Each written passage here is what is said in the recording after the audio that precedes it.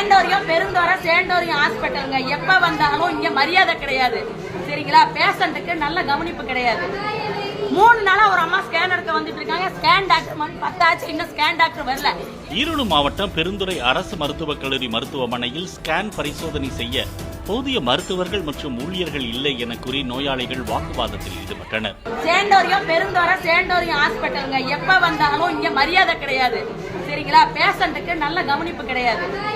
3 நாளா ஒரு அம்மா ஸ்கேன் எடுக்க வந்துட்டு இருக்காங்க. ஸ்கேன் டாக்டர் மணி 10 ஆச்சு, இன்னும் ஸ்கேன் டாக்டர் வரல. 7 மணில இருந்து பசியோட உட்காந்துட்டு இருப்பாங்க சுகர் பேஷண்ட். அப்ப ஆஸ்பத்திரியில வசதி பத்தலைன்னா சொல்லுங்க, அங்க வசதி தர சொல்லி நாங்க கேட்கிறோம். பசிக்கிட்டு பெரியவர் பசியோட இருக்காரு, எவ்வளவு நேரம் இருப்பாரு. ஸ்கேன் பரிசோதனைக்காக 2-3 நாட்கள் அலைய வைப்பதாகவும் பல மணி நேரம் காத்து கிடக்கும் நிலை ஏற்பட்டிருப்பதாகவும் அவர்கள் குற்றம் சாட்டியுள்ளனர்.